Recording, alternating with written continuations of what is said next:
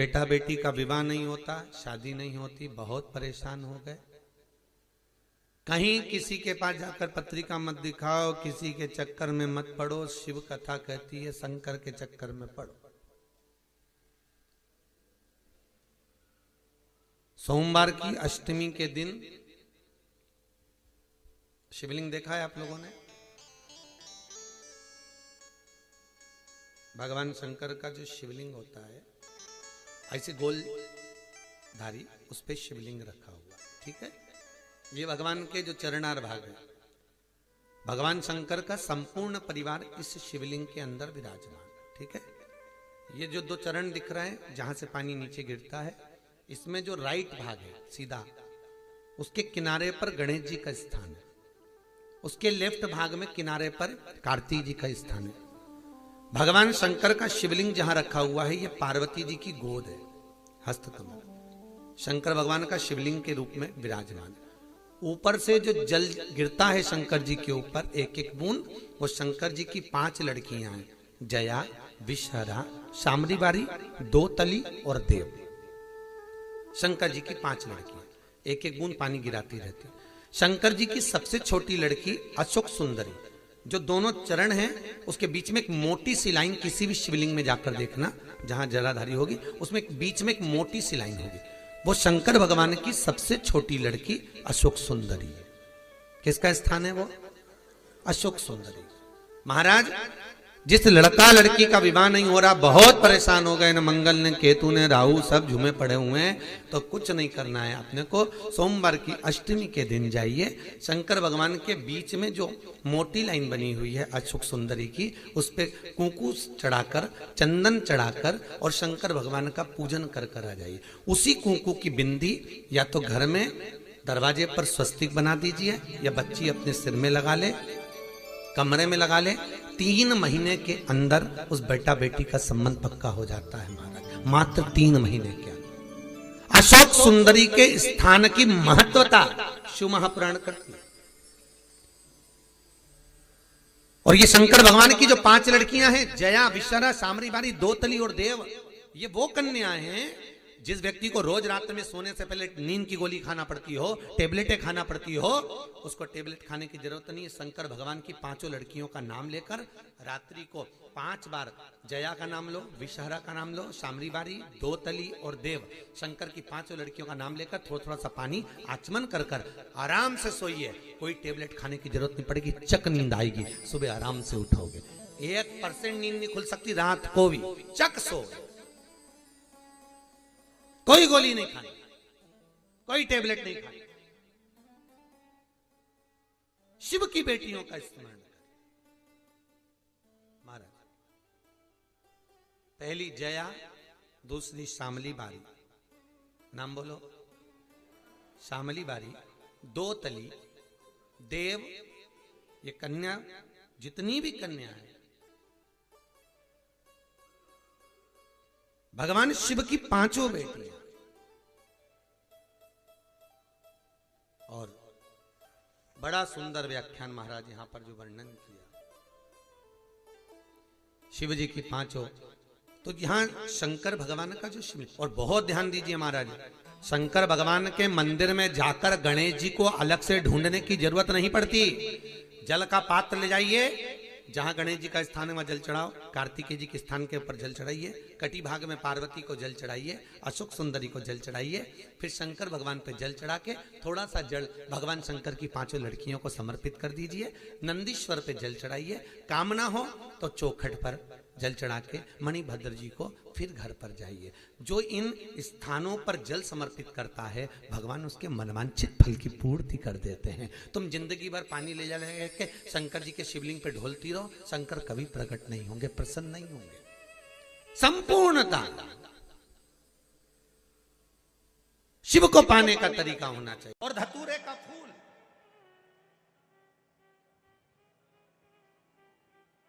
कांटे वाला धतूरा, और उसमें लगने वाला एक पुष्प, आस्था चैनल पर आप लोग देख रहे होंगे धतूरे के फूल का दर्शन। धतूरा और धतूरे का पुष्प, छोटा सा पौधा है, ज्यादा बड़ा नहीं है, कांटा लग रहा है, धतूरा लग रहा है, और उसमें भी साधारण धतूरा नहीं। जिस धतूरे के नीचे की डंडी लाल कलर की होती है, अगर वो सोमवार की अष्टमी को देवाधिदेव महादेव को समर्पित करी जाती है तो उसके घर में कभी संपदा की कमी नहीं होती है। वो धतूरा है, साधारण नहीं है। धतूरे में भी लाल डंडी, जैसे धतूरा गोल होता है उसके नीचे एक छोटी सी डंडी, देखा है आप लोगों ने? अरे देखी कि नहीं देखी बोलो? धतूरा देखा है ना? धतूरे के अंदर एक नीचे छोटी सी डंडी होती है, जब तोड़ोगे तो वो डंडी का कलर अगर लाल है, वो डंडी का कलर अगर लाल है, और कभी हम तो कहेंगे जैसे बड़ी बीमारी जिसको हो जाती है, लीवर, किडनी, कैंसर आदि आदि बड़ी बीमारियों से जो जूझ रहा होता है, प्रयास करो, प्रयास महामृत्युंजय का जाप कर कर, महामृत्युंजय का स्मरण कर कर, एक लाल डंडी का धतूरा प्रयास करना। एक धतूरा मिल जाए या 5 धतूरे मिल जाए किसी भी एकांतेश्वर महादेव पर, जो शिव मंदिर एकांत में हो, जहाँ कोई जाता आता नहीं हो। वैसे तो अब बहुत मुश्किल है कि ऐसा मंदिर मिल जाए जहाँ कोई जाता आता नहीं हो। पहले की बात दूसरी है, अब बात दूसरी है। फिर भी कहीं आप रोड पे से निकल रहे हो, एकांतेश्वर महादेव अगर आपका दिख जाए, बहुत बीमारियों से ग्रसित हो, तो भी महामृत्युंजय जाप का स्मरण कर कर या किसी विद्वत ब्राह्मण जन से महामृत्युंजय मंत्र का जाप कराकर या भगवान शिव के मंत्र का जाप स्वयं कर कर, वो भी ना बने तो पंचाक्षर मंत्र नमः शिवाय, षडाक्षर मंत्र ओम नमः शिवाय या श्री शिवाय नमस्तुभ्यम जप कर वो लाल डंडी का धतूरा 5 एकांतेश्वर महादेव को आप समर्पित कर सकते। रोग थम जाएगा, जो दवाई खाओगे वो शरीर को लगना प्रारंभ हो जाएगी और आप स्वस्थ होना प्रारंभ हो जाएंगे। अगर बड़ा रोग है, आपको एक कथा में कहा था,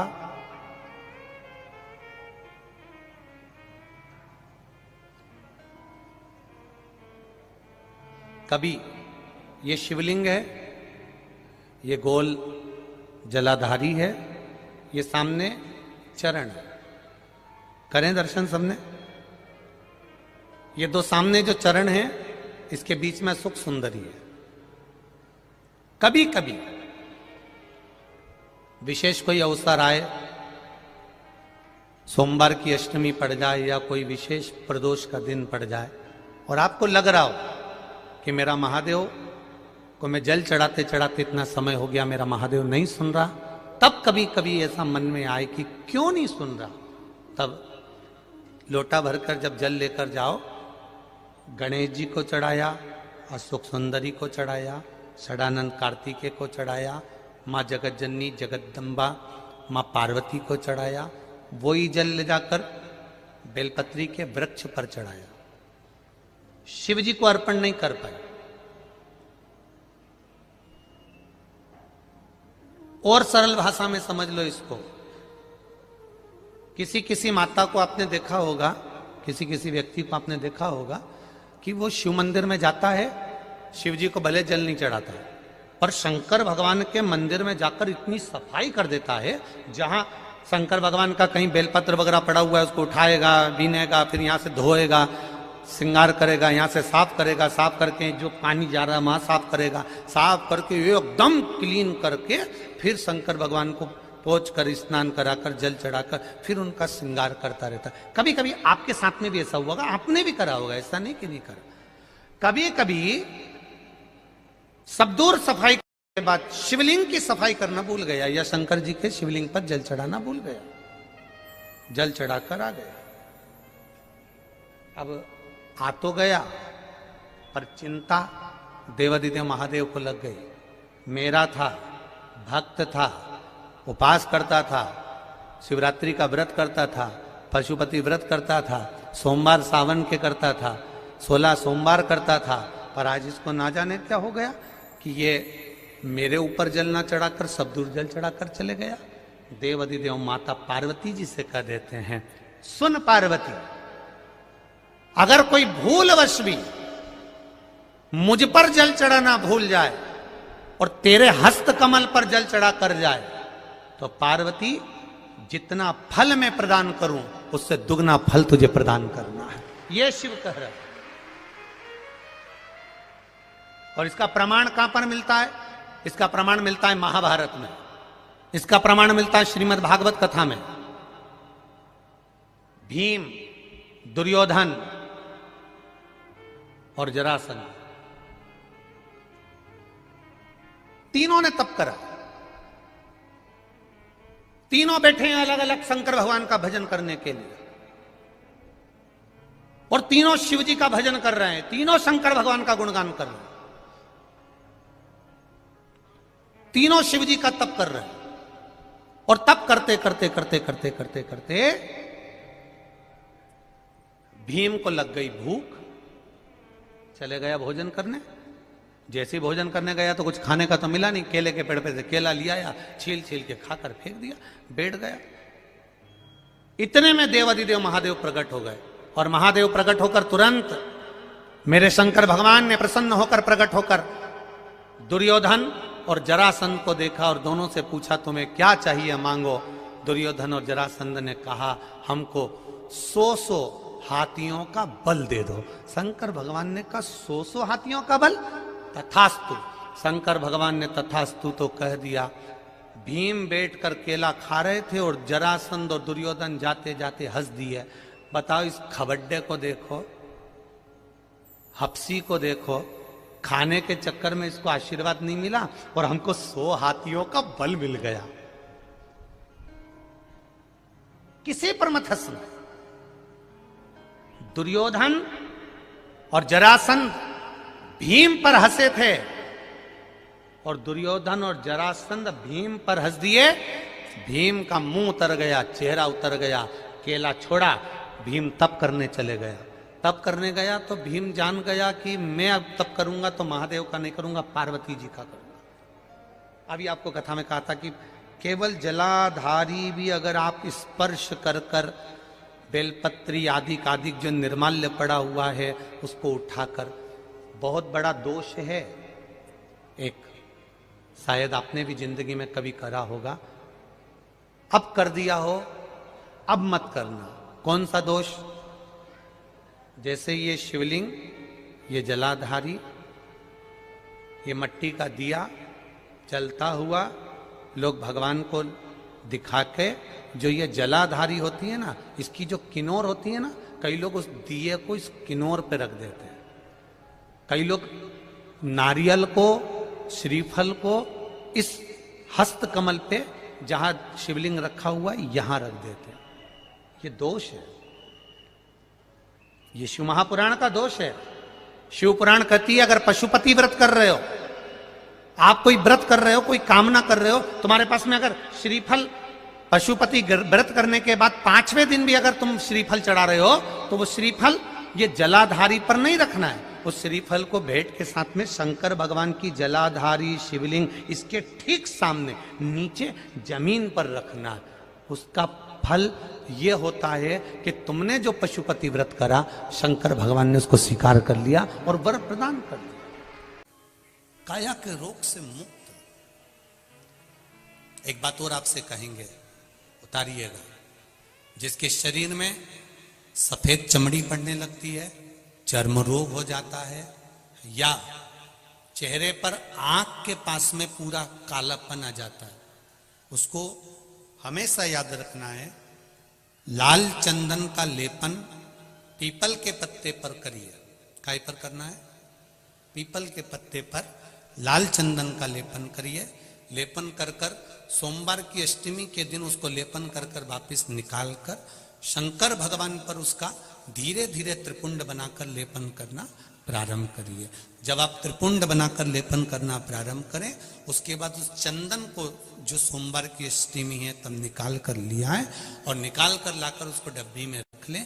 उस चंदन का प्रयोग चर्म रोग के स्थान पर थोड़ी थोड़ी मात्रा में करना प्रारंभ करें, पानी के साथ मिलाकर। परंतु उस चंदन को केवल 6 से 7 दिन में प्रयोग करिएगा, ज्यादा नहीं। धीरे धीरे चमड़ी परंतु उसको सोमवार की अष्टमी के दिन सिद्ध कर कर बनाना है, उसको सोमवार की अष्टमी के दिन चढ़ाना है। श्री शिवाय नमस्तुभ्यम या ओम नमः शिवाय या पंचाक्षर मंत्र या महामृत्युंजय मंत्र, जो आपको आता हो, शिव जी का जो नाम आपको याद हो उसको बोलकर चढ़ा दो, उसको लिया, फिर उसको अपने शरीर पर लगाना प्रारंभ करो। उसका फल आपको 15 दिन के अंदर धीरे धीरे धीरे धीरे प्राप्त होना प्रारंभ हो। लाल चंदन का प्रयोग शिव जी के लिए अवश्य। दूसरा,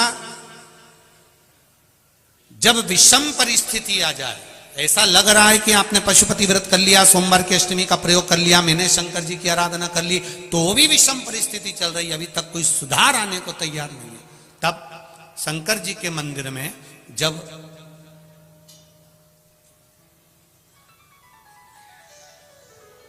बेलपत्र चढ़ाने के लिए आप जाएं, तब प्रयास करिएगा कि बेलपत्र को, अशोक सुंदरी का स्थान सबको मालूम है ना, बोलो जम के बोलो जरा, मालूम है सबको?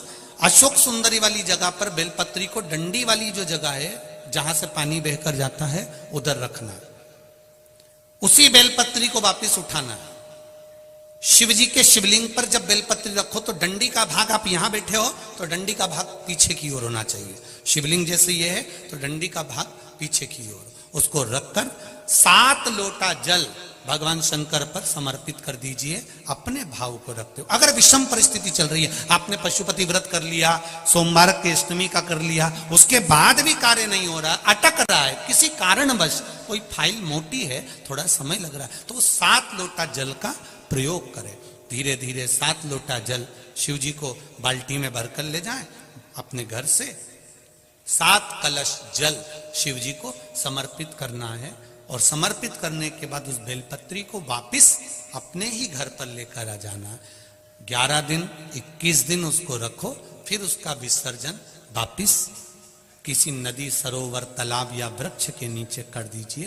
बाबा हाथ पकड़कर बाहर निकाल ही देगा। परिस्थिति अगर बहुत विचित्र, विषमता, बहुत विषम परिस्थिति में उस जगह पर इसका प्रयोग कर सकते। शंकर भगवान को रिझाना, बेलपत्र का प्रयोग भगवान शिव को रिझाने का जो आनंद है, शिव को जो मनाने का आनंद है, वो एक स्वरूप ही अलग है, उसका एक स्वरूप आनंद है। शिव की आराधना किसको कहते हैं? कोई कहता है कि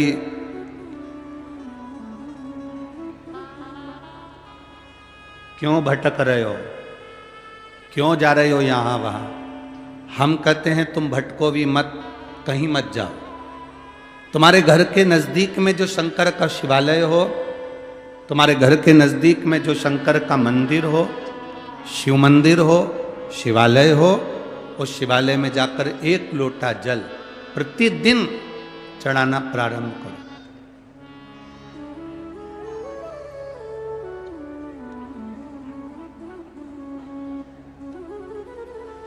जो प्रतिदिन भगवान शंकर के मंदिर में 1 लोटा जल समर्पित करता है, उसका हाथ महादेव पकड़ लेता है, फिर ऐसे ही नहीं छोड़ता, उसको मंजिल तक पहुंचाकर छोड़ता है।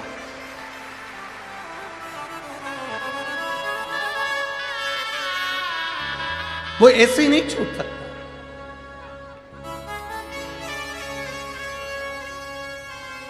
आपने अगर उस पर भरोसा करा है, हाँ, थोड़ा कष्ट हो सकता है, थोड़ी तकलीफें आ सकती है, थोड़ा दुख आ सकता है, जिंदगी में थोड़े थोड़े तकलीफें हर मनुष्य के जीवन में आती है। कोई संत, कोई साधु, कोई गुरु, कोई ब्राह्मण, कोई बहुत बहुत बड़ा महाराज भी अगर तुमको कह दे कि उसकी जिंदगी में दुख नहीं है, तो समझ लेना कि झूठ बोल रहा।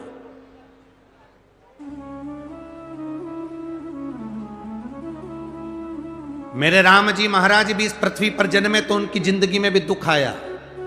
मेरे भगवान कृष्ण भी इस पृथ्वी पर जन्मे तो उनकी जिंदगी में भी दुख आया। माता जानकी भी इस पृथ्वी पर प्रगटी तो उनकी जिंदगी में भी दुख आया। राधा रानी भी इस पृथ्वी पर प्रगटी तो उनकी जिंदगी में भी दुख आया। संसार में अगर जन्म लिया है, मृत्यु लोक में अगर तुम पैदा हुए हो, पृथ्वी पर अगर तुम आए हो, तो तुम्हारी जिंदगी में दुख ये नहीं कि नहीं आएगा। हमारे पूर्व के कर्म के अनुसार हमारी जिंदगी में दुख, हमारी जिंदगी में तकलीफें आती है, पर वो दुख मिटेगा कैसे?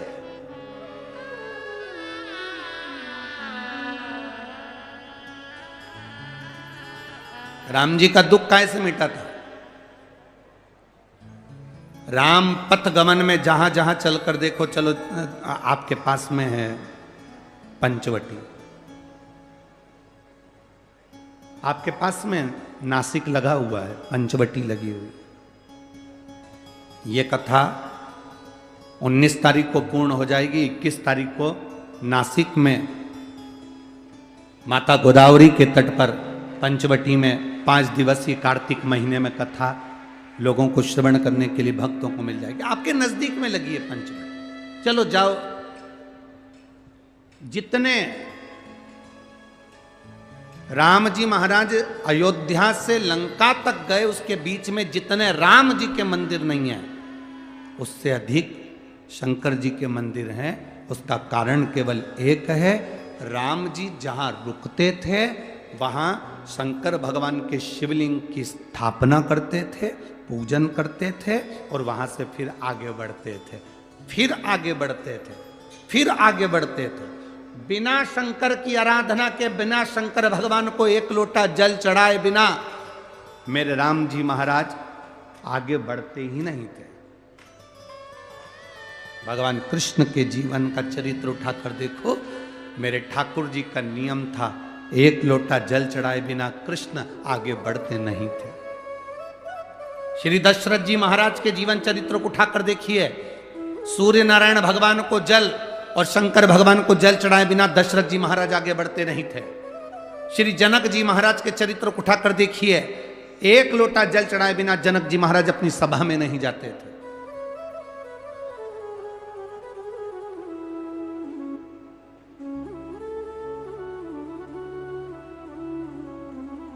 थोड़ी जिंदगी में तूफान आते हैं, कष्ट आते हैं, दर्द आता है, तकलीफें आती हैं, पर तूफान आता है तो पता चलता है ना कि मजबूती कितनी है। अभी पता चला, चला कि नहीं चला? अरे बोलो तो जम के, पता चला ना कि मजबूती कितनी है। ये हवा चलती है, तूफान आता है, तब पता चलता है मजबूती कितनी है। उसी तरह दूसरे धर्म के लोग तुम्हें डिगाने के लिए आगे बढ़ते हैं, पर तुम्हारे भीतर का सनातन धर्म दिखा देता है कि मजबूती कितनी।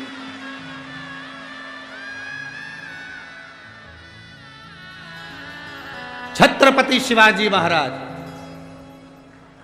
जिनकी माता ने कहा कि बेटा सामने किला है और वो किला मुझे चाहिए, शिवाजी कहते हैं माँ क्या बात करती हो, ये किला वहां कितना कितना सैनिकों का बल भरा पड़ा हुआ है और मेरे पास में कुछ भी नहीं है, मेरे पास कुछ भी नहीं।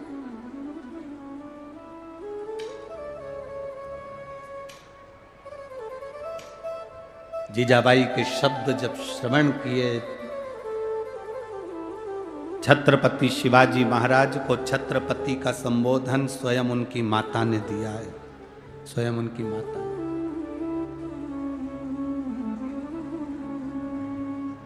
कह दिया जीजाबाई, सामने जो किला है वो मेरा है, तुझे मालूम है? हाँ मां, मैंने सुना है ये किला